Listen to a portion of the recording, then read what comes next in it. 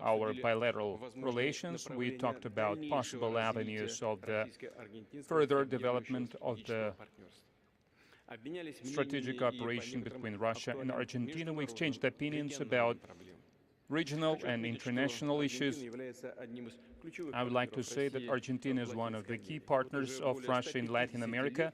For more than 150 years, our countries are united by friendly, cordial ties based on уважении и учете интересов друг друга. И мы стремимся всячески укреплять тесное обоюдовыгодное сотрудничество, искать новые области взаимодействия. Как показала сегодняшняя встреча, господин президент разделяет такой подход.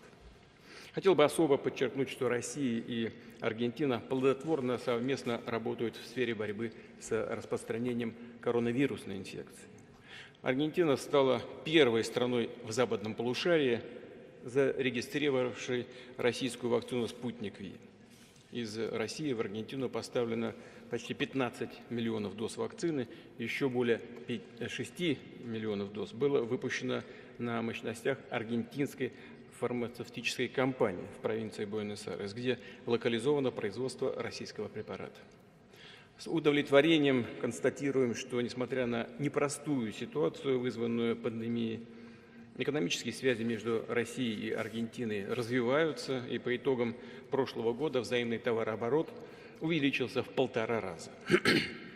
Имеются хорошие возможности для активизации российско-аргентинского сотрудничества в инвестиционной сфере. Предприниматели России и Аргентины проявляют интерес к работе друг с другом. В декабре прошлого года Аргентину посетила крупная российская бизнес-миссия, которая провела переговоры с широким кругом аргентинских партнеров. И господин президент лично принимал наших предпринимателей в Буэнос-Айресе, за что мы ему благодарны.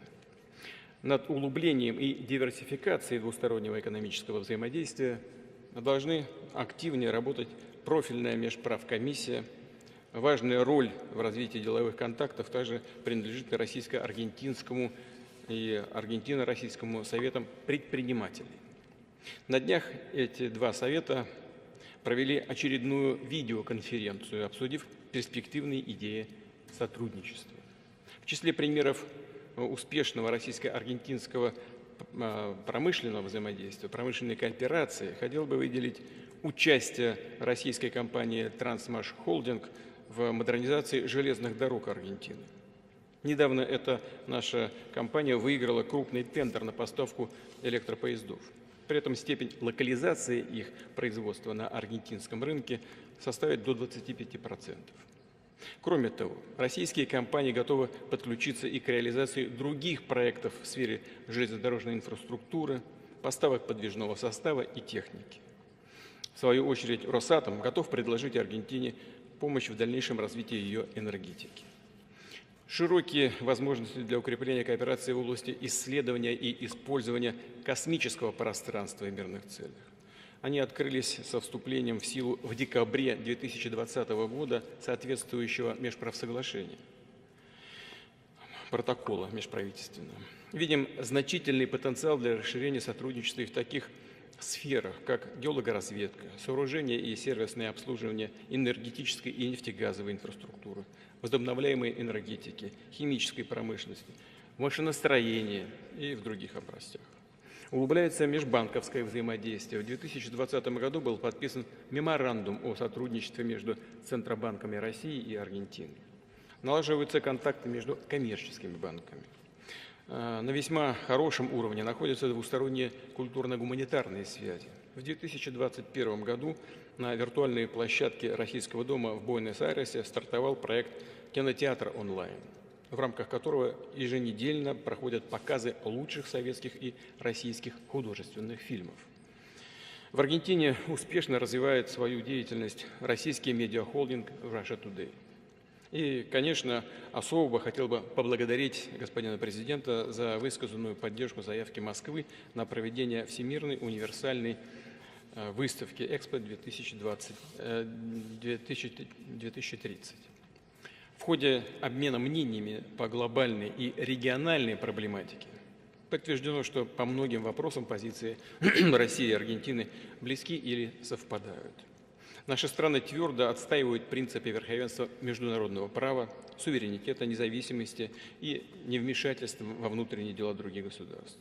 Условились и далее координировать усилия по ключевым многосторонним вопросам на международных площадках, в том числе в ООН. Мы готовы активнее развивать связи по линии интеграционных объединений, имея в виду в первую очередь Евразийский экономический союз и Южноамериканский общий рынок Меркосур. Теснее взаимодействовать в рамках группы 20. В заключение хотел бы поблагодарить господина Фернандеса за предметный, откровенный и содержательный диалог. Убежден, что по итогам состоявшегося сегодня обмена мнениями, переговоров, вся эта работа послужит делу дальнейшего укрепления всеобъемлющего стратегического партнерства между нашими странами.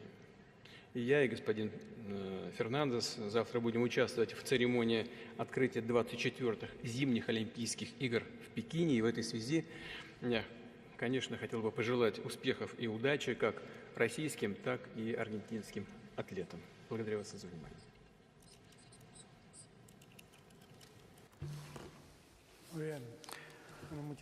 Огромное спасибо, господин президент Путин. Для меня большая честь